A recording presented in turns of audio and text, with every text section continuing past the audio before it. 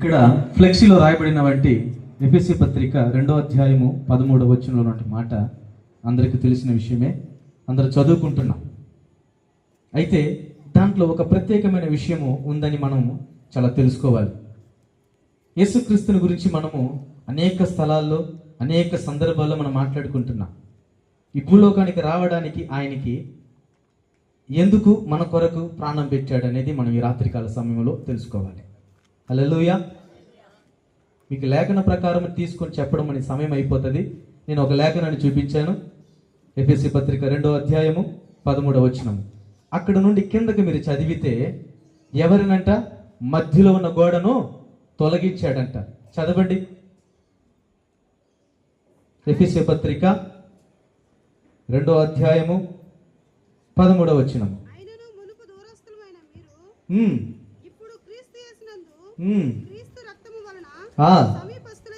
హల్లెలూయా.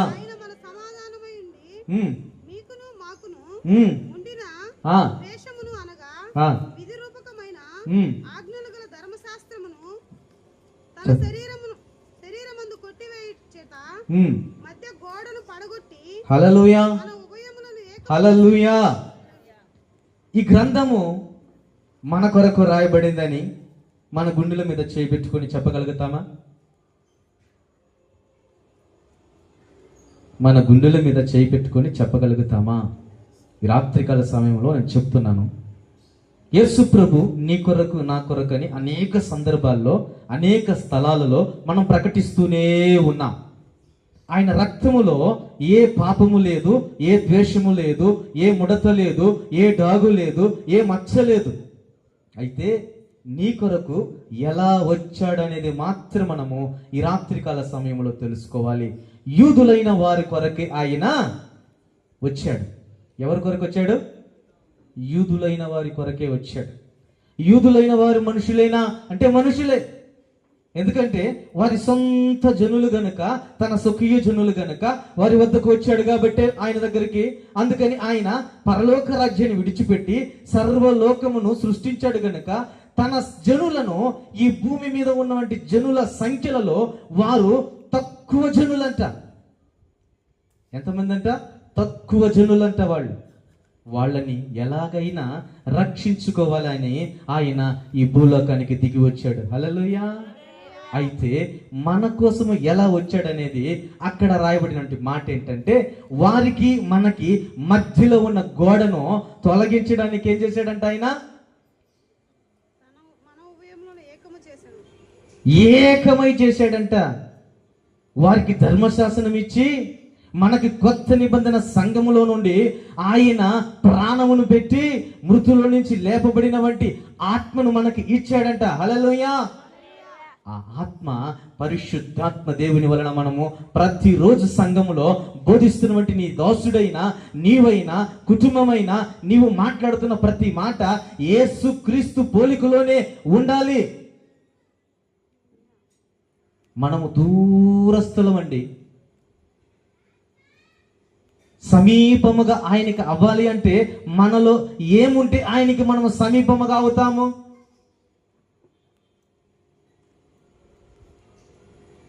మనము ఏమైతే ఆయనకి సమీపం అవుతామో. మనము ఆయన చంపివేశామా? చంపలేదు. పొరపాటు పడబాకండి, చంపలేదు.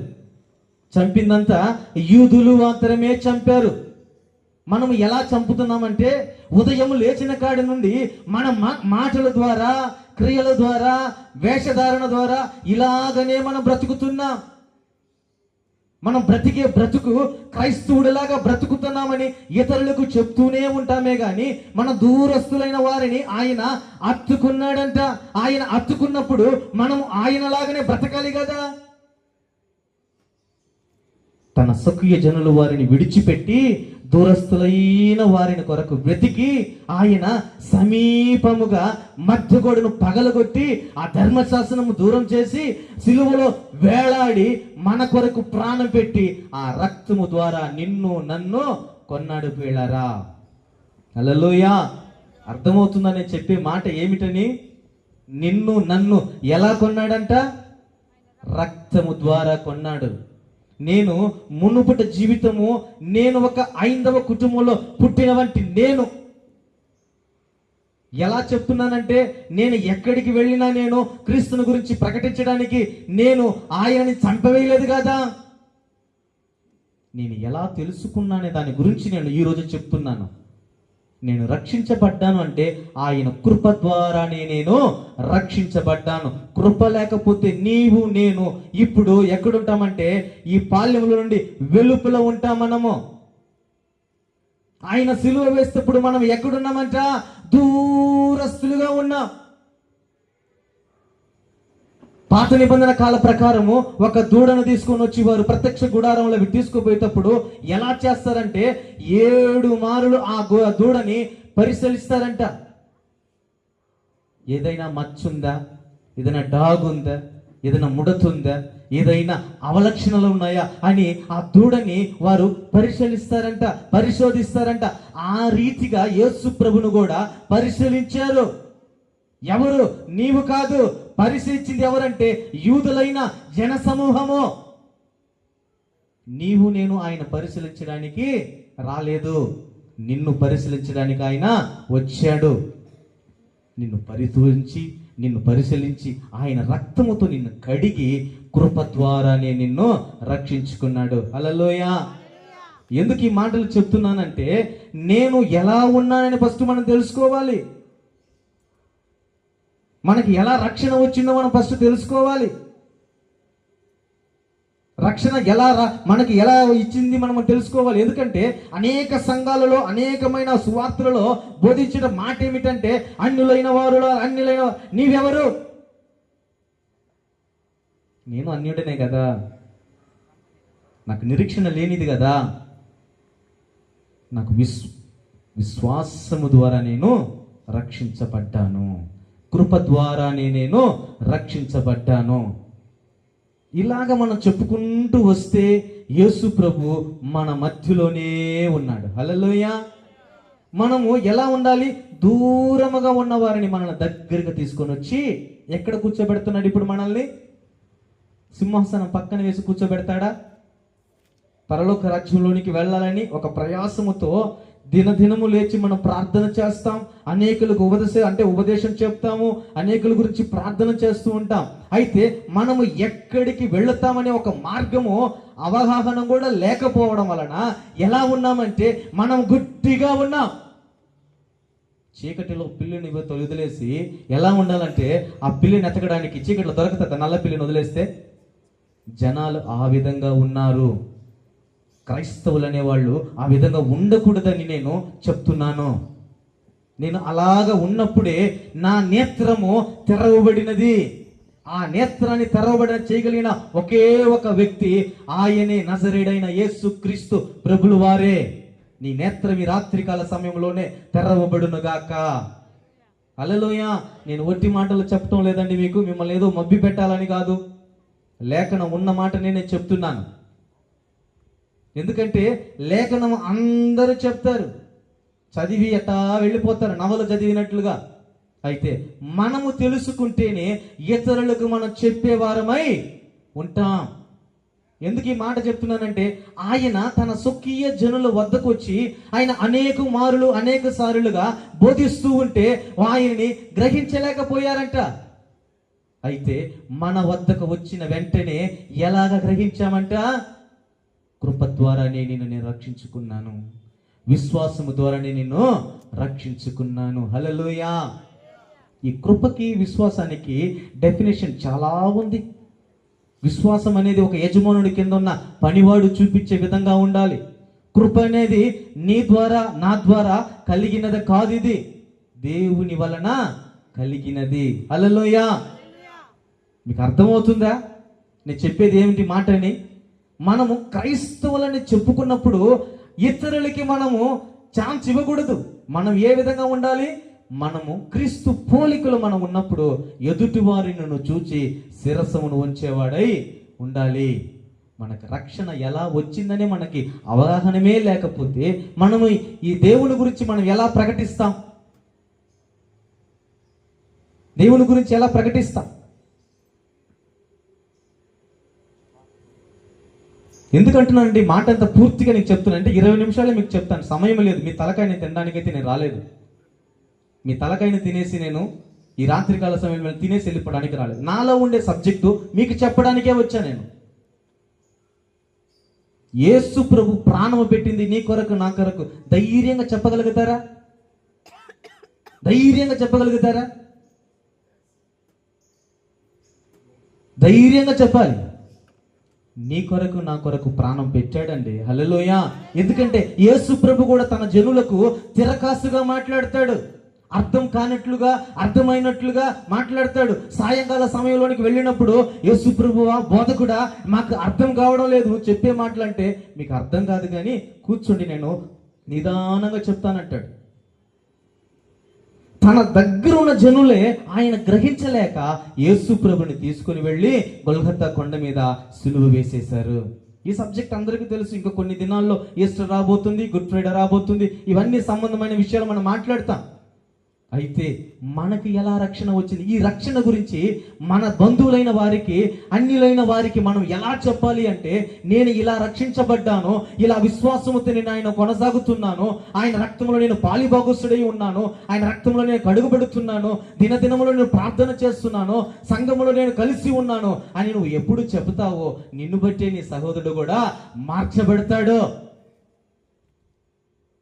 నేను మాత్రమే మారితే సరిపోదు, నా కుటుంబం మాత్రం మారితే సరిపోదు, నీతో పాటు ఉన్నవారు కూడా మారాలి. యేసు ప్రభు ఆయన పరలోక రాజ్యాన్ని విడిచిపెట్టి కిందకు వచ్చేటప్పుడు ఆయన ఒక్కడే వచ్చాడంట. హల్లెలూయా, హల్లెలూయా. 24 గంటలు ఎలా ఉందంటే అక్కడ అరగంట సేపు నిశ్శబ్దమైపోయింది అక్కడ. ఈ అరగంట సేపు నిశ్శబ్దమైనప్పుడు ఆయన మౌనంగా ఉన్నాడు. మానవుడిగా దిగి వచ్చాడు. ఈ మానవుడు దిగి వచ్చిన వెంటనే ఎక్కడున్నాడు? పరలోకంలో ఉన్న దేవుడు భూమి మీదకి దిగి వచ్చి ఈ శపించబడిన ఈ భూమిని ఏ విధంగా కాపాడుకున్నాడంట? పన్ను చెల్లించాడా? ట్యాక్స్ కట్టాడా? రికమెండేషన్ చేశాడా? ఎవరి వల్ల కానిది ఆయన ఒక్కడే చేశాడంట. హల్లెలూయా. ప్రాణము పెట్టాడు ఆయన. నువ్వు పెట్టలేదు, నేను పెట్టలేదు, బంధువులు పెట్టలేదు, నా సహోదరులు పెట్టలేదు, నేను కూడా పెట్టలేనటువంటి పనిని ఆయన చేసి నీ కోసం నా కోసం ఆయన ప్రాణముని పెట్టి రక్తము ద్వారా నిన్ను నన్ను కొన్నాడు. హల్లెలూయా, హల్లెలూయా. గట్టిగా కొట్టండి చప్పట్లో. ఎందుకంటే నిన్ను కొన్నాడంటే నన్ను కూడా కొన్నాడు, నన్ను కొన్నాడంటే మనందరినీ కొన్నాడండి. మీకు ఇందాకే చెప్పా, ఈ భూ ప్రపంచం మీద అంటే సర్వలోకంలో జనులలో వారి జనులు చాలా తక్కువ, చాలా తక్కువ. ఆయన నా జనులను నేను ప్రేమిస్తున్నాను, నా జనులు నా జనులు నా జనులు అనే వాళ్ళే తీసుకెళ్ళి నిలువున తీసుకెళ్ళిపోయి ఆయన గొల్గొతా కొండ మీద సిలువను వేశారు. పిల్లారా, మనం ఈ రాత్రికాల సమయంలో విన్న మాటలను బట్టి, మనము మన క్రియలను బట్టి ఆయనని సిలువ వేయకుండా క్రైస్తవుడైన మనము ఈ నోటి మాటతో క్రైస్తవుడైన మనము ఎలా ఉండాలా? లోకంలో ఉన్న వారిని అనుసరించి వెళ్ళిపోదామా? మనల్ని బట్టి అనుసరించుకుంటారా వాళ్ళు? మనకి ఎలా రక్షణ వచ్చిందని అవగాహనమే లేకపోతే, సమయం లేదు కాబట్టి మీకు ఒక రెఫరెన్స్ మీద చెప్తున్నా నేను. యేసు ప్రభు ఈ లోకానికి వచ్చినప్పుడు నువ్వెవరో నేనెవరో ఆయనకి తెలుసు. నేను ఇలాగ ఈ సమయంలో ఇక్కడ మాట్లాడుతున్నానని కూడా ఆయనకు తెలుసు. నా గురించి అతను చెప్తాడని ఆయనకు తెలుసు. ఈ జేమ్స్ బ్రదర్ ఇక్కడ మాట్లాడతాడని తెలుసు. ఏమి మాట్లాడతాడంటే నన్ను గురించి, మిమ్మల్ని బట్టే కదా నా నామము దూషించబడుతున్నది. ఎవరిని బట్టి? ఎవరు? నేనా? వాళ్ళని బట్టి, నన్ను బట్టి కాదు. నేను సత్యవాక్యమును సరిగా ఉపదేశించకపోతే నాకు, నా కుటుంబానికి శాపం. ఈ శాపాన్ని తెచ్చుకొని నేను గుమ్మంలో ఉన్న శాపాన్ని తీసుకొచ్చి నట్టింట్లో పెట్టుకొని నేను తిన్నాననుకోండి, నా కుటుంబ పిల్లలందరూ, నా సభ్యులందరూ చనిపోతారనుకోండి. ఈ రాత్రికాల సమయంలో అయ్యగారు పాడినట్లుగా, ఆ మోసెస్ పాట పాస్టర్ ఆయన పెద్ద ఆయన పాడినట్లుగా పాటని అంతలోనే కనబడి అంతలోనే మాయమే అనుకోండి. ఈరోజు మాట్లాడి అప్పుడు నేను చేసినటువంటి బోధ ఏమైపోతుంది? అబద్ధ బోధం అవుతుంది. నేను సత్యవాక్యాన్ని సరిగా చెప్పకపోతే నాకు శ్రమ, నాకు శాపము. ఇవన్నీ నేను తెలుసుకున్నాను కనుకనే ప్రతిరోజు నేను వాక్యాన్ని ధ్యానిస్తూనే ఉన్నాను. ఈ లేఖనం మనకి, ఈ లేఖనం మనకి, ఈ లేఖనం మనకని మనము ఎప్పుడు చప్పట్లు కొట్టి మనం మాట్లాడతామో, ఇక్కడ ఏమి మాట్లాడుతుందో దాన్ని గ్రహించాలి. ఇక్కడ ఏమి మాట్లాడుతుందో మనం తెలుసుకోవాలి. ఎందుకంటే అన్ని జనులైన వారికి అపోస్తులైన వాడు ఎవడు అంటే, పూర్వములో నేను హింసకుడను, హానికరుడను, దూషకుడును నేను. అన్ని జనులైన వారికి అతడు అపోస్తులుడని పిలువబడిన బట్టి పౌలు. హల్లెలూయా, హల్లెలూయా. నీకు అపోస్తులుడు పిలువబడిన బట్టి ఆ పౌలుని ఎలా చేసుకుంటున్నావు? పౌలులాగా నీవు జీవిస్తున్నావా? పౌలు ఏమంటున్నాడు? నన్ను పోలికలు మీరు నడవాలంటే క్రీస్తు పోలికలు నేను నడుస్తున్నాను, నన్ను చూసి మీరు నడవండి అంటున్నాడు ఆయన. అతడు కూడా సమీపముగా ఉన్నవాడే, దూరస్తుడు కాదు, ఒక యూదుడే. ఆ యూదుడే మునుపట్లో దూషకుడు, హానికరణ చేశాడు, హింసించాడు, క్రీస్తుని చంపడానికి చాలా పనులు చేశాడు. అయితే అతను కూడా దేవుడు ప్రేమించాడు. ఈ రాత్రికాల సమయంలో నీ పక్కింటి వారినే, నీ సహోదరినే నువ్వు ప్రేమించలేవు. అందుకే యేసు ప్రభు దూరముగా ఉన్న వారిని, అన్య జనులైన వారిని నేను తన రక్తము ద్వారా కడిగి ప్రేమించుకొని ఆయన కూర్చున్న వంటి సింహాసనములో ఆయన కూర్చుండడానికి నిన్నును నన్నును అనేక ప్రజలను రక్షించి ఆయన సింహాసనంలో కూర్చొని పెడుతున్నాడు. హల్లెలూయా, హల్లెలూయా. ఈ పునరుద్ధాన దినమునందు, ఏ అంత్య దినమునందు ఏ సువార్తను ప్రకటిస్తున్నామనే అవగాహనమే లేకపోతే నీవు ఎలా రక్షించబడతావు? బైబిల్ ఎత్తుకొని మనం సంఘానికి వెళ్ళిపోతాం, వాక్యాలు చదువుతాం, సేవకులు చెప్పినట్టు శిరస్సు వంచుతాం. సేవకుడు ఎన్ని శ్రమలు పడుతున్నా మనందరికీ తెలుసు. మనము దానిలో కొంతైనా పాలిభాగస్తులు అవుతున్నామా? వాళ్ళు అవలేకపోతే తన దాసుడిని కిందకి దించాడు. హల్లెలూయా, హల్లెలూయా. యేసు ప్రభులు వారు అలాగ దిగి వచ్చి శిరసమును వచ్చి ఎలా ఉన్నాడంట? కసాయివాడి చేతిలో గొర్రె ఎలా ఉంటుందో అలాగ రోమరాజ్యములో శిరస్సును వంచాడు. మనము వంచలేకపోతున్నాం. మనం కొంత చేస్తే తన పాపమును, తనలో ఉన్నటువంటి అసూయను మనం దాచిపెట్టుకొని మనం మాట్లాడతాం. నేను కూడా అలాగనే ఉన్నాను, ఇప్పుడు కూడా అలాగనే ఉన్నాను, నా పరిస్థితులు కూడా ఇలాగనే ఉంటాయి. నేను తెలుసుకున్నాను కనుక, నేను బైబిల్ను చదువుతున్నాను కనుక, క్రైస్తువులైన మనకి నేను మీకు చెప్తున్నాను. వారిని వీరిని మనం ఉద్దేశించి మాట్లాడడం పక్కన పెట్టేసి, మనల్ని మనము తెలుసుకున్నాం అనుకోండి, మన వద్దకు వచ్చేవాడిని అలాగ కూర్చోబెట్టి వాక్యము ద్వారా, నీటి ద్వారా, యేసుక్రీస్తు రక్తము ద్వారా, పరిశుద్ధాత్మ ద్వారా, రొట్టె విరుచుట యందు, ప్రార్థన యందు, సహవాసం యందు అలాగ కూర్చోబెట్టి సంఘములోనికి తీసుకుని వెళ్ళిపోతాం. హల్లెలూయా. ఈ అనుభవం మనకు రాకపోతే ఎలా? మనకు రావాలి, క్రైస్తవులైన మనకు రావాలి. మనకు రాకపోవడం వలన చాలా శ్రమపడేవారు ధన్యుల, శాపగ్రస్తుల? శాపగ్రస్తులు కదా. శ్రమపడువారండి ధన్యులు. శ్రమ పడ్డాడు గనుకనే ధన్యుడయ్యాడు పౌలు. ధన్యుడయ్యాడు గనుకనే అన్ని జనులైన వారికి అపోస్తులుడుగా ఉన్నాడు. అన్ని జనులైన మనమే ఎలా ఉన్నామంటే, ఒక సంఘంలో కానీ, ఒక కుటుంబ సభ్యులు కానీ, ఒక యజమానుడుగా ఉండాల్సిన వాడు ఎలా ఉంటాడంటే, సత్తికెళ్ళ పడిపోయి ఉదయకాల సమయంలో లేచి ఈ అంత్య దినములో ప్రార్థన చేస్తూ ఒక వాక్యాన్ని పట్టుకొని చదివి, ఈ వాక్యం నాకు కాదని పక్కన పెట్టి మరలా ఇంకో పేపర్ తిప్పేసి ఈ వాక్యం నాకే అని మాట్లాడకుండా, ఈ రోజులలో అంత్య దినములో ఆయన రాబోతున్నాడంట. ఆయన లేఖనమే మనల్ని తీర్పు తీరుస్తుంది.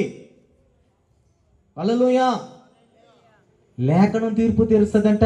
ఆయనేం చేయడా నిన్న? లేఖనము తీర్పు తీరుస్తుంది. ఆ తీర్పులోనికి మనం పోకూడదంటే మనం ఎలా ఉండాలి? ఆయనకు సమీపముగా ఉండాలి. ఆయనకు సమీపముగా ఉండాలంటే మనం ఏం చేయాలి? ఆయన రక్తముతో కడగబడిన వంటి మనము ఎడతెగక ప్రార్థన చేస్తూ, మెలకువగలిగి, అనుభవంతో బైబిల్ చదువుతూ, ప్రార్థన ఎప్పుడు ఎడతెగక మన కుటుంబం కొరకు, సంఘము కొరకు, క్షేమము కొరకు, రాజ్యముల కొరకు, యెరూషలేము కొరకు, ఆయన రాకడ నిమిత్తము నిరీక్షణ కలిగిన మనకి అటువంటి అనుభవం ఆయన దయచేయునుగాక. హల్లెలూయా. ఇదేంటి ఇటు తీసుకున్న సబ్జెక్ట్ ఏదో చెప్పే మాటలు అనుకుంటారేమో. మీరు దూరస్తులే, ఇంకా మీరు సమీపంగా అవలా. వారానికి మనం సంఘాలకు వెళుతుంటాం. అయ్యగారు నాకు కొంత సమయం కొన్ని రోజులే తెలుసు. అయ్యగారు చెప్పిన ప్రతి మాట నాకు చాలా అమూల్యంగా ఉంటుంది. జేమ్స్ ఇది కాదు అదే అంటాడు. ఎందుకంటే చక్కగా చెప్తాడు. వివరణ అలా ఉంటుంది. మీకు వివరణ అర్థం కాకపోతే తెలుసుకోండి, అడిగి. సేవకులు ఏం చెప్తారు, ఎందుకు అలా చెప్తారు. ఎందుకంటే 2 రోజుల క్రితం నేను ఇక్కడికి వచ్చాను. నాకు తెలిసినంత ఎడకే వచ్చి తెలియదు. ఇక్కడికి వచ్చిన తర్వాత బయట ఉన్నాను. అగబు రాజా గురించి ఎంత చక్కగా చెప్తుందంటే ఒక సిస్టరు నాకు, నేను అలాగ వింటూ ఉన్నాను. నేను ఈ అగబు రాజు ఎవరికి సంబంధించిన వాడు? మనకు సంబంధించిన వాడా? కానే కాదు. మనకు సంబంధించిన రాజు ఎవరు? యేసుక్రీస్తు ప్రభుల వారు రాజు అని ప్రకటించినప్పుడు ఆయన పరలోక రాజ్యాన్ని ఐశ్వర్యమును విడిచిపెట్టి దరిద్రులుగా నీ వద్దకు వచ్చినప్పుడు, దరిద్రులుగా ఉన్నటువంటి నిన్ను ఆయన ఐశ్వర్యవంతుడుగా నిన్ను చేశాడంట. ఎలా చేశాడంట? నిన్ను ఐశ్వర్యవంతుడుగా, దూరంగా ఉన్నటువంటి నిన్నుని ఆయన అలాగ తీసుకొని వచ్చి ఐశ్వర్యమును, పొక్కిషమును, అనేకమైన బంగారు వైడూర్యం నాణ్యాలను తీసుకొని వచ్చి నీకు నీ గుడారములోనే వేశాడంట. హల్లెలూయా. ఆ లేఖనాన్ని ఈ రోజు నేను చదువుతూ ఉంటున్నాను. గొప్పకు చెప్పట్లేదు. ఏ లేఖనం మనకని ఫస్ట్ చదివితే మనం మొత్తం బైబిల్ మొత్తం తెలిసిపోతుంది. అంటే ఇక్కడ ఉన్న ఎవరికి తెలియదని కాదు, అందరు తెలుసు, అందరు జ్ఞానవంతులే. ఎందుకు చెప్తున్నానంటే ఈ మాట, నేను చెప్పే ప్రతి మాట ముత్యం లాంటిది. నేను మాట్లాడట్లే, ఆయనే మాట్లాడుతున్నాడు మీతో. ఇప్పుడు మనము దగ్గరైపోయాం. దగ్గరైన వెంటనే మన పనేంటి? అన్ని జనులైన వారి పనేంటి? ఇప్పుడు మనము లేఖనం ఎత్తుకొని ఇంటి వెళ్ళి దేవుని గురించి ప్రకటించాలి. ఈ మాట కూడా విన్నాను 2 రోజుల క్రితం. మీకు ఇచ్చినటువంటి తలాంతులను బట్టి, మీకు ఇచ్చినటువంటి కొన్ని తలాంతులు ఉంటాయి కదా, ఇవన్నీ తీసుకుని వెళ్ళి అనేకులకు మీరు తెలియపరిస్తే వారు మిమ్మల్ని బట్టి కూడా మారుతారు. హల్లెలూయా, హల్లెలూయా. ఎందుకంటే తలాంతు ఇవ్వడము మన చేతిలో లేదు, ఇది దేవుని రాజ్యంలో నుంచి నీకు వస్తుంది. హల్లెలూయా. ఆయన కలుగ చేస్తాడు. ఆయన అనుకుంటే ఈ రాత్రికాల సమయంలో నీ తలాంతుని ఇంకా అధికముగా చేస్తాడు ఆయన. హల్లెలూయా. ఎందుకంటే నేను చెప్పే మాటలన్నీ సత్యమండి. నేను దూరంగా బ్రతుకుతున్నా, నేను ఎక్కడో, నన్ను దగ్గర తీసుకొని వచ్చి ఆయన ఒడిలోనే కూర్చొని పెట్టుకున్నాడంట. ఒడిలో కూర్చొని పెట్టుకొని నన్ను జోలపాటు పాడుతూ, బుజ్జకిస్తూ, నాకు కావాల్సిన అన్ని తినిపిస్తూ, నువ్వు ఎక్కడికి వెళ్లకుండా నన్ను గురించి నువ్వు ప్రకటిస్తూ, దూరంగా నిన్ను పెట్టాను కదా, వాళ్ళు పెట్టారు కదా, నిన్ను బలివేశారు కదా, నిన్ను వెలివేసిన తర్వాత నిన్ను నేను తీసుకొచ్చుకున్నాను. నీవు నా నామమును దూషించే విధము కాక సత్యవాక్యమును సరిగా బోధిస్తూ నా గురించి నువ్వు ప్రకటించు. హల్లెలూయా. ఓ తిమోతి, నీవు సత్యవాక్యమును సరిగా ఉపదేశించు తిమోతి అన్నాడు ఆయన. ఎవరితోనడి మాట? పౌలు తిమోతికి చెప్తున్నాడు. నేను సత్యాన్ని చెప్తున్నాను, మీ నోట్లో నుంచి ఒక్క మాట రావటం లేదంటే వీడు చెప్పేవన్నీ అబద్ధమని మీరు గ్రహిస్తున్నారు. అంటే నేను లేఖనాన్ని బట్టి నేను మాట్లాడుతున్నాను. ఒకే ఒక లేఖనం తీసుకున్నాను, 2:13-15. ఆ మధ్య గోడ అంటే ధర్మశాస్త్రాన్ని పక్కన పెట్టి కొత్త నిబంధన కాలంలో మిమ్మల్ని నేను సమీపస్తులుగా మిమ్మల్ని చేశానన్నాడు. హల్లెలూయా, హల్లెలూయా. అయితే రక్షణ ఎలాగ వచ్చిందయ్యా నీక? పదే రక్షణ అంటున్నావే. ఆయన బ్రతికి ఉన్నంత కాలము యూదులకు రాజై ఉన్నాడు, కాపరై ఉన్నాడు, ప్రధాన యాజకుడై ఉన్నాడు. చనిపోయిన తర్వాత సర్వలోకములో ఉన్న ప్రతి మానవ పాపముల పరిహారము కొరకు ఆయన లోక కళ్యాణ పరిహారం వరకు మృతుల నుండి లేపబడిన వెంటనే నీకు, నాకు, నీ కుటుంబానికి, నా కుటుంబానికి రక్షణ కలుగు చేసిన వంటి దేవాది దేవుడు ఆయన ఒక్కడే. హల్లెలూయా, హల్లెలూయా. ఆయన గాని లెయ్యకపోతే ఈరోజు మనం మాట్లాడుకుంటాం ఆయన గురించి, మాట్లాడం. యేసుక్రీస్తుని గురించి మనం మాట్లాడుతున్నామంటే నీవు బ్రతికి ఉన్నావు, నేను బ్రతికి ఉన్నాను. ఆయన చనిపోలేదు, ఇంకా ఆయన లేచి ఉన్నాడు. ఎక్కడికి వెళ్ళాడంట? గలిలయ ప్రాంతానికి వెళ్ళాడు ఆయన. మీకంటే ముందుగా వెళుతున్నాడు ఆయన. మనకంటే ముందుగా పరలోక రాజ్యానికి వెళ్ళాడు. ఆయన తప్ప వేరెవ్వరూ పరలోక రాజ్యానికి వెళ్ళలేదు. ఎవరైనా అబద్ధాలు చెప్పారు నమ్మబాకండి, ఎవరు వెళ్ళలేదు. ఆయన తప్ప వేరొక్కడెవడో పరలోక రాజ్యానికి ఎక్కిపోయినట్లుగా లేఖనమే చెప్తుంది. మనం ఆయనతో పాటు ఎక్కాలి అంటే, ఆయన రెక్కల మీద మనం వెళ్ళాలి అంటే, పరిశుద్ధాత్మ దేవుని వల్ల మనం వెళ్ళాలి అంటే మనం ఎలా ఉండాలంట? ఆయన రక్తముతో కడుగుతూ, అనుదినము ప్రార్థన చేస్తూ, సంఘములో ఐక్యము ఉంటూ, రొట్టె విరుచుటూ, ఇలాగ మన సహవాసము కలిగి ఉంటే మృతులో నుంచి లేపబడినటువంటి క్రీస్తును నీవు దినదినమును ప్రకటిస్తూ ఉండాలి. ఎలా ప్రకటిస్తున్నావు క్రీస్తును? నువ్వు బాలుడైన యేసును క్రీస్తును ప్రకటిస్తున్నావా? 12 ఏటప్పుడు బాలుడున్నాడు యేసుప్రభు, ఆయన గురించి చెప్తున్నావా? 30 సంవత్సరాలు బాప్తిసం తీసుకున్న యేసుప్రభుని గురించి చెప్తున్నావా? 33 సంవత్సరములు బాలుడుగా ఉన్నటువంటి యవనస్తుడుగా ఆయన ఎలా ఉన్నాడంట? తెల్లగా ఎరుపు రంగులో, ఎల్లో టైప్లో ఎలా ఉన్నాడంటే ఆయన గిల్లితే రక్తం వచ్చేటట్టున్నాడంట ఆయన. అటువంటి యవనస్తుడిని తీసుకుని వెళ్ళి వారి సిలువలో వేసి ఏం చేశారంట? కొరడా దెబ్బలతో కొట్టి ఆయన్ని చంపివేశారు. ఒకటి తక్కువ ఏంటి? 39. దానికి అర్థమైన మనకు తెలియాలి. 39 కొత్త నిబంధన కాదు, పాత నిబంధనలను ఆది కాండము నుండి మలాకి గ్రంథం వరకు ఈ 39 గ్రంథాలను, 39 పుస్తకాలను కొట్టి వేశాడండి. హల్లెలూయా. ఈ ఒక్క దెబ్బ ఎందుకు తక్కువ పెట్టాడంటే, తన శిష్యుడైన పిలువబడిన వంటి ఏర్పాట్లో ఉన్నటువంటి పౌలు 5 సార్లు కొరడా దెబ్బలు కొట్టించుకున్నాడు. మనం ఒక్కసారి కొట్టించుకోవడానికి చాలా కష్టంగా ఉంది. సేవకుడు మనల్ని ఏదైనా చెప్పిన, ఈ రోజు నేను చెప్తుంది రక్షణ గురించే చెప్తున్నాను. మనం రక్షించబడ్డామని ఆ ఊహలో మనం బ్రతుకుతున్నాం. ఈ ఊహలో బ్రతకడం మానివేసి మనం బ్రతికేది క్రైస్తవుల కొరక, క్రీస్తు కొరక అని మీరు తీర్మానం చేసుకోండి. రాత్రి క్రైస్తవుల కొరకు మీరు బ్రతికితే నీ బంధువుల కొరకు, నీ రక్త సంబంధుల కొరకు బ్రతుకు. నేను క్రీస్తు కొరకే నేను బ్రతుకుతున్నానంటే నీ ఇంటి వారిని విడిచిపెట్టి నువ్వు బయలుదేరి రాత్రికాల సమయంలో. హల్లెలూయా, హల్లెలూయా. ఏంది ఇంత కఠినంగా చెప్తున్నాడంటే, ఇంటి వారిని వదిలిపెట్టి బయలుదేరమన్నప్పుడే యేసు ప్రభు తన సృష్టిని పరలోక రాజ్యంలోని విడిచిపెట్టి తనకున్న సంపదంతని విడిచిపెట్టి ఐశ్వర్యాన్ని వదిలిపెట్టి ఆయన సస్యరుడిగా భూమికి దిగి వచ్చాడు. పిల్లారా, హల్లెలూయా. నేను ఎందుకు చెప్తున్నానంటే మాట అంటే, మనం దరిద్రులుగా ఉన్నప్పుడు మనం ఆయన సమీపముగా చేసి ఐశ్వర్యవంతుడిగా చేశాడండి. హల్లెలూయా, హల్లెలూయా. కేవలం మనకి ఆయన కృప ద్వారానే మనం రక్షించబడ్డాం. కృప లేకపోతే మనకి వ్యర్థము.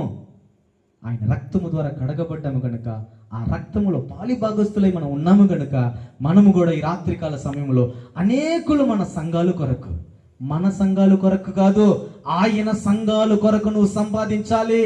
ఆయన రక్తము పెట్టాడు గనుక, నువ్వు రక్తం పెట్టలేదు, నేను రక్తం పెట్టలేదు. నీ రక్తం నా రక్తం ఈ లోకానికి చెల్లుబాటు అవ్వదు. ఆయన రక్తం ఇక్కడ చెల్లామని అయింది గనుకనే, ఆయన రక్తాన్ని చిందించాడు గనుకనే ఈరోజు నీవు నేను మాట్లాడుకున్నటువంటి ఒకే ఒక దేవుడు, సజీవుడైన యేసు క్రీస్తు ప్రభుల వారు మాత్రమే. ఆయన గురించి మనం మాట్లాడుకోవాలి.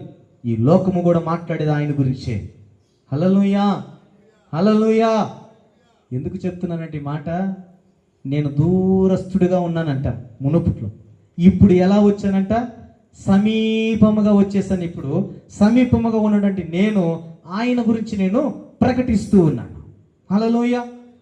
నాకు తెలుగు రాదు, తెలుగు చదవలేను నేను, అయినా దేవుడు నా ద్వారా మాట్లాడిస్తుంటారు. హల్లెలూయా. ఇది ఎలా సాధ్యము? మనుషుల వల్ల అవుతుందా? దేవుని వల్ల అవుతుంది. నమ్మిన వారి విశ్వాసులు చెప్పండి, చప్పట్లు కొట్టి చూద్దాం.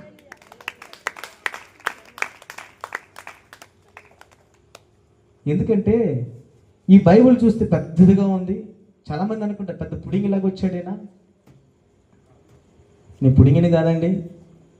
నేను బైబిల్ చదువుకుంటున్నా, నేర్చుకుంటాను, ఎవరు చెప్పినా నేర్చుకుంటాను. నా సాక్ష్యము నా కళ్ళ ముందు నిలబడి ఉంది. నా కుమారుడిని బట్టి నేను సేవకు వచ్చాను. 15 సంవత్సరాలు సజీవుడిగా ఉన్నాడు. నా కుమారుడు ఎప్పుడో చనిపోవాల్సి ఉంది.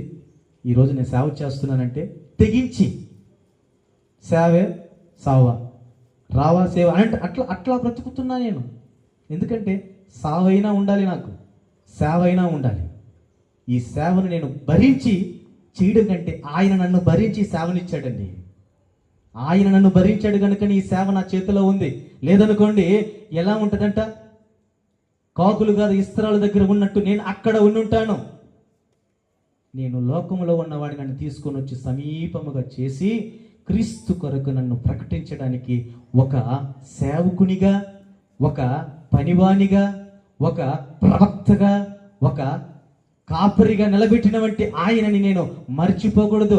నాలో విశ్వాసం ఉంది కనుకనే ఆయన నేను వెంబడించాలి. విశ్వాసం లేనప్పుడు నేను ఆయన విడిచిపెట్టి ఈరోజు రాత్రికాల సమయంలో నేను అన్ని పక్కన పెట్టి నేను నా ఇంట్లోనే ఉండిపోవాలి. 2025లో నవంబర్ 29 నేను చేసినట్టు సువార్తకి ఈరోజు నేను ఎక్కడో మరుగైపోయి ఉంటాను. ఎందుకంటే ఆయన ప్రతిరోజు నన్ను పలకరిస్తూ ఉంటాడు. ఎలా పలకరిస్తాడయ్యా, నువ్వు అబద్ధం చెప్తున్నావా, మాట్లాడతాడా నీతో? దేవుడు అంటే నాతో మాట్లాడతాడు. నీతో మాట్లాడతాడా? నాతో మాట్లాడతాడు.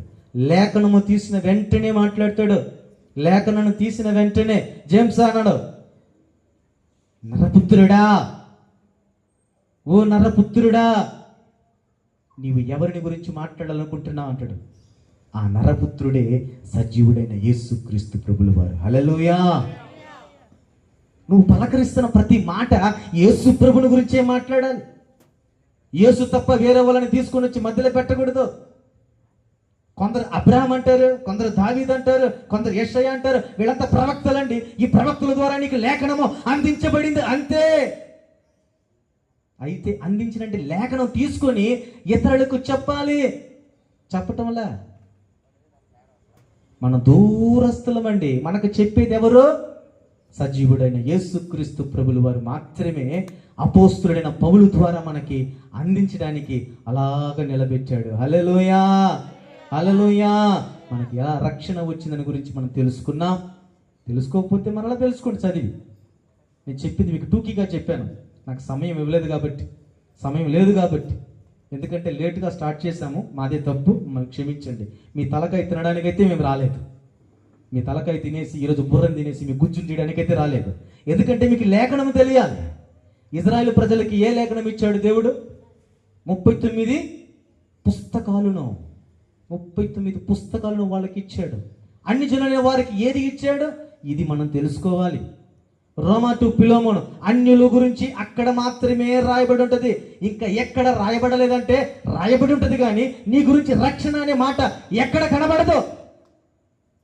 నీకు రక్షణ ఎలా వచ్చిందనేది రోమా టు పిలోమోనులో ప్రత్యేకంగా పౌలు గారు వివరించి వివరించి వివరించి నిన్ను అలాగ ఒడిలో లాలించి పాలించి ఆయన ఉయ్యాల వేసి ఊపుతూ ఉంటాడు. నీకు నిద్ర వచ్చేస్తుంది. నీకు ఆ లేఖనాన్ని చదువుతున్నప్పుడు సంతోషంగా ఉంటావు. ఇది నా కొరకే, ఇది నా కొరకే, ఇది నా కొరకే అని. అప్పుడు నువ్వు దగ్గరకు అవుతావు ఆయనకి. ఆయన ఒడిలో కూర్చుంటావు.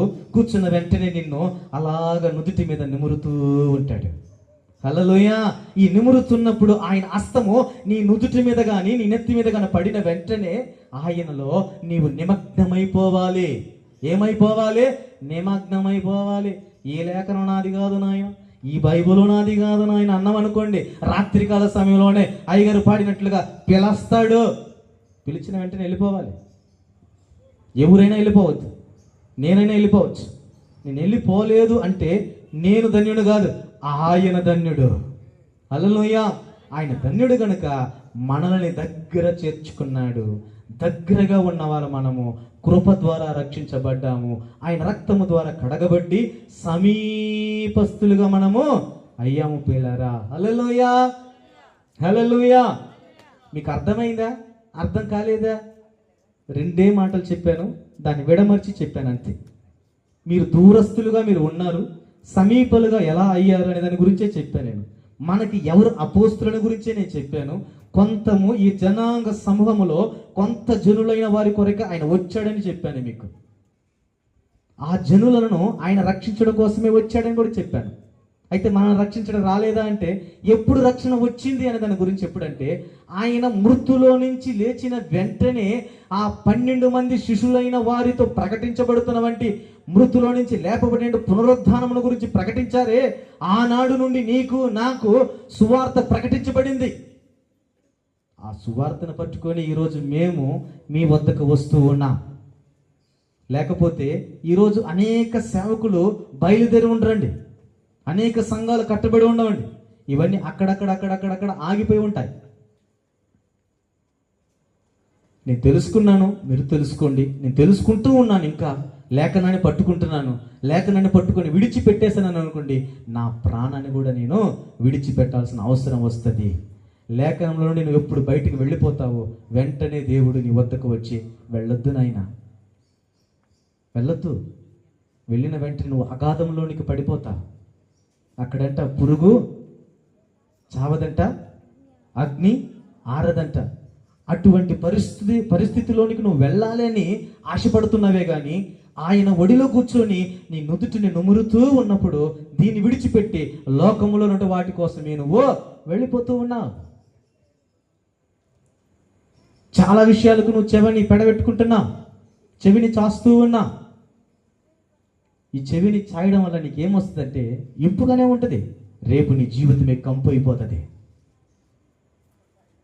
హల్లెలూయా, హల్లెలూయా. సమయం లేదు కనుక మీకు ముగిచ్చేస్తున్నాను. మీకు అర్థమైందని మాత్రం చేతుల తండ్రి చూద్దాం. ఈ గ్రంథం ఎవరికండి? ఈ గ్రంథం ఎవరికి?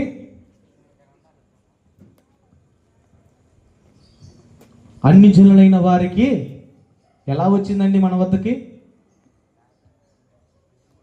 యేసుక్రీస్తు ప్రభుల వారు మృతులో నుంచి లేచినప్పుడే నీ వద్దకు వచ్చింది. ఆయన లేఖమునప్పుడు నీ దగ్గర రాలేదు. వచ్చిందని ఎవరైనా పొరపాటు చెప్తే అది అబద్ధం.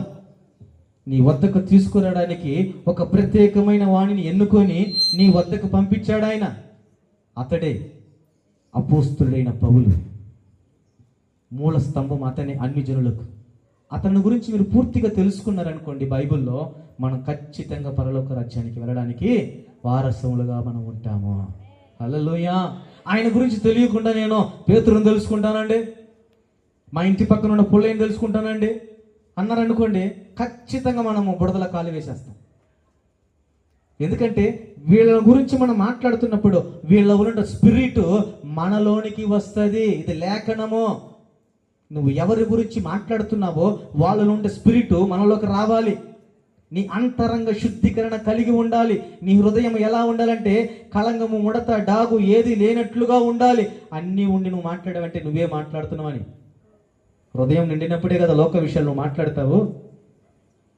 నీ నేత్రంలో చూస్తున్నట్టు మాటలు కదా నువ్వు మాట్లాడతావు. లోకం విషయంలో మీకు ఏమీ మాట్లాడలేదు. నేను బైబిల్ గురించే మీకు చెప్తున్నాను, బైబిల్ గురించే బోధిస్తున్నాను. తెలుసుకుందాం, దేవుని గురించి నేర్చుకుందాం. పరలోక రాజ్యం మనం అందరం ఎత్తబడదుము గాక. హల్లెలూయా. ఇంకను అనేకులు సంపాదించి క్రీస్తు కొరకు నిలబెడదుము గాక. హల్లెలూయా. దేవుడు ఈ చిన్న మాటలు దీవించి ఆశీర్వదించును గాక.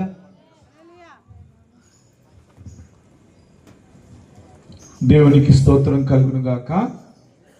మరి ఈ సువార్త కూడిక ఈ స్థలంలో ఏర్పాటు చేయడానికి సోదరుడు జేమ్స్ గారు సంప్రదించడం జరిగింది, ఫోన్ చేయడం జరిగింది. తర్వాత ఈ స్థలంలో ఆరాధన జరగడానికి, ఈ వీధిలో జరగడానికి దేవుడు చూపిన కృపను బట్టి దేవుని స్తుతిస్తూ ఉన్నాను. మరి యాక్చువల్గా 9:30కి అంతా ముగించాలన్న ఆలోచన మొదటి మేము కలిగి ఉన్నాం. అయితే డే ఎక్కువ, నైట్ తక్కువ. ఎందుకంటే 8 దాకా జనాలు ఏమంటే స్పందించడం. కాబట్టి ఈ కూడిక ప్రారంభించబడిందే 8 గంటలకి. మరి ఎక్కువ పాటలు పాడారు. ఒక్క విషయం ఏంటంటే, యేసుక్రీస్తు అందరికీ ప్రభు. Jesus Christ is the Lord for all. Why we need Jesus? Why everyone need Jesus? మనకి యేసు ఎందుకు కావాలా? ఎందుకు ప్రతి ఒక్కరికి యేసు అవసరం అంటే ఫర్ ఫర్గివ్నెస్ ఆఫ్ సిన్స్, పాపాలు క్షమించబడడానికి యేసు కావాలా. ఎందుకంటే యేసు రక్తం ప్రతి పాపము నుండి మనలను పవిత్రపరుస్తుంది. And second one, why we need Jesus to give peaceful life. శాంతి, I give my peace unto you not as the world. లోకం ఇచ్చినట్లు కాదు, నా శాంతినే నేను మీకు ఇస్తాను. యేసు ప్రభు వచ్చింది మతం మార్చడానికి కాదు. Jesus came to the world to give his piece. ఆయన శాంతి, నా సమాధానము, నా శాంతిని అని ఆయన చెప్పాడు. ఫైనలీ యేసు ప్రభు వచ్చిన ఉద్దేశం ఒక్కటే, ఏ వ్యక్తి కూడా నరకానికి వెళ్ళకూడదు. To give his life as a ransom for many. యోహాను 3:16, దేవుడు లోకమును ఎంతో ప్రేమించును కాగా తన అద్వితీయ కుమారుడిగా పుట్టిన వాని యందు విశ్వాసముంచు ప్రతివాడు నశింపక నిత్య జీవం. ఎందుకు వచ్చాడంట? To give eternal life. జీవం కాదు, ఇక్కడ జీవిస్తాం, మరణించిన తర్వాత అక్కడ నిత్య జీవంలో ఉంటాం. కాబట్టి ట్రై చేయండి. యేసు ఒక మతానికి, ఒక క్రైస్తవ్యానికి సంబంధించిన వాడు అని అనుకుంటే అది మనం పొరపాటే. కాబట్టి యేసుక్రీస్తు అందరికీ ప్రభు. Believe in Jesus, be saved. May the Lord bless you. సమయాన్ని నేను బ్రదర్కి ఇస్తున్నాను. హల్లెలూయా. అలాగే అందరు కళ్ళు మూసుకోండి, ప్రార్థనతో మనం ముగించుకుందాం. హల్లెలూయా. దేవునికి స్తోత్రం. ప్రార్థన చేసుకుందాం. దయచేసి అందరూ కూడా తలలో ఉంచి కళ్ళు మూసుకోండి. అందరం ఏకీభవించి ప్రార్థన చేసుకుందాం. స్తోత్రం తండ్రి, పరిశుద్ధుడా, జీవం గల పరలోకపు తండ్రి, వందనాలు, కృతజ్ఞత, స్తుతులు ప్రభు. నీ ప్రియ కుమారుడు, మా రక్షకుడు యేసుక్రీస్తు ప్రభు సహవాసమునకు మమ్మల్ని పిలిచి పరిశుద్ధాత్మ శక్తితో ప్రభు మమ్మల్ని నింపి, మా దేవ అయ్యా నిన్ను స్తుతించి గణపరచుటకు, నీ పరిశుద్ధమైనటువంటి వాక్య లేఖనాలు ధ్యానం చేయటానికి మాకు ఇచ్చినటువంటి కృపను బట్టి వందనాలు, స్తోత్రం చెల్లిస్తున్నా. నజరేత్ జీసస్ గాస్పల్ టీం వాళ్ళు ప్రభు ఒక భారంతో ఈ యొక్క సువార్త కూడికలను ఆయా ప్రాంతాలలో ఏర్పాటు చేసి సువార్తను ప్రకటిస్తుండగా ప్రభు ఇదిగో నాయన వారికి స్థలమును, ఇక్కడ ఉన్నటువంటి దైవ సేవకుడిని, ఇక్కడ ఉన్నటువంటి పెద్దలను చూపించి ఇక్కడ ఈ యొక్క సువార్త కూడిక ఏర్పాటు చేయటానికి కారకుడు నీవే తండ్రి. మా దేవ పరిశుద్ధుడా, నేను స్తుతిస్తున్నాం, ఘనపరుస్తున్నాం. అవును నా తండ్రి, మా అందరినీ ప్రేమించావు, మా కొరకు సిలువకు దిగి వచ్చి నీ ప్రాణాన్ని పెట్టి అమూల్యమైన, నిర్దోషమైన, నిష్కలంకమైన గొర్రెపిల్ల రక్తంతో మమ్మల్ని విమోచించావు. మమ్మల్ని కడిగి పరిశుద్ధులుగా, నీతిమంతులుగా చేసి మమ్మల్ని క్షమించి మా ప్రభువ అయ్యా నిత్య జీవమునకు నాయన అర్హులుగా చేసిన గొప్ప తండ్రివి. పరిశుద్ధుడా, నీకు వందనాలు, స్తోత్రం చెల్లిస్తూ మా జీవితమే ఒక సువార్తగా ప్రభ అనేకులు నీ వద్దకు నడిపించే రీతిగా మా జీవితాలు, మా కుటుంబాలు, మా పరిచర్య ఉండుటకు తండ్రి నాయన కృప అనుగ్రహించి ఆశీర్వదించమని వేడుకుంటున్నాం. ఈ సమయంలో ఇక్కడ నిలబడి ఇదిగో నాయన ఈ సువార్తను ప్రకటించినటువంటి సహోదరులు జేమ్స్ గారిని ప్రభా వారిని దీవించి ఇంకనూ తండ్రి నాయన నీ పరిశుద్ధాత్మ శక్తితో నింపి ఈ భారమును రెట్టింపు చేసి అనేక ఆత్మలను నీ కొరకు సంపాదించినట్లు సహాయం చేయమని ప్రభు ప్రార్థిస్తున్నాం. అలాగే ఈ టీంలో ఉన్నటువంటి మిగతా ఇరువురిని కూడా జ్ఞాపకం చేసుకో ప్రభు. పరిశుద్ధ సహోదరుడు వాసును, ఆయన పరిచయను, ఆయన కుటుంబాన్ని జ్ఞాపకం చేసుకో ప్రభు. అలాగే ఇదిగో నాయన సహోదరుడు ఓసన్నను, ఆయన కుటుంబాన్ని, ఆయన చేస్తున్న పరిచయను జ్ఞాపకం చేసుకొని దీవించి ఆశీర్వదించమని, అలాగే ఇక్కడ ఉన్న దైవ సేవకులు థామస్ గారిని, వారి యొక్క కుటుంబంను, పరిచయను జ్ఞాపకం చేసుకొని దీవించమని ప్రభు ప్రార్థిస్తున్నాం. అలాగే ఇక్కడ కూడి వచ్చినటువంటి ప్రియులైనటువంటి వారందరినీ, వారి కుటుంబాలను దీవించి ఆశీర్వదించమని, మరి ముఖ్యంగా ఈ ప్రాంతంలో ఉన్నటువంటి ప్రజలందరినీ జ్ఞాపకం చేసుకో ప్రభువా. వారందరినీ నీ చేతులకు అప్పగిస్తున్నాం. వారందరూ రక్షించబడి వారు కూడా ప్రభు నిన్ను సేవించి ప్రభు ఇదిగో తండ్రి నీ ఆశీర్వాదాలు పొందినట్లు సహాయం చేయమని ఈ యొక్క కూడిక ఏర్పాట్లో నాయన ఇదిగో చేయుతును అందించి సహాయ సహకారాలు అందించిన ప్రతి ఒక్కరిని దీవించి ఆశీర్వదించమని తండ్రి వేడుకుంటూ ఇదిగో నాయన దుష్ట శోధకుడిని నువ్వు గద్దించి దూరపరిచి ఇదిగో ఇక్కడ చక్కని వాతావరణం ఏర్పాటు చేసినందుకు ఈ సహాయం చేసిన ప్రతి ఒక్కరూ భోజనాలు ఏర్పాటు చేసిన వారందరిని బట్టి కూడా వందనాలు కృతజ్ఞతాస్తుతులు చెల్లిస్తూ సమస్త ఘనత మహిమ ప్రభావం చెల్లిస్తూ నజరేయుడైన యేసుక్రీస్తు పరిశుద్ధ నామములో ప్రార్థించి వేడుకుంటున్నాం పరమ తండ్రి, ఆమేన్. అలాగనే ఆశీర్వాదం తీసుకుందాం.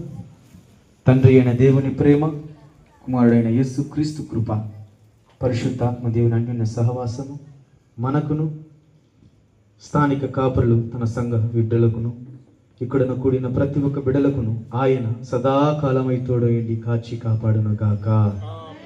హల్లెలూయా. హల్లెలూయా. దేవుడి నామానికి మహిమ కలుగును గాక. మీ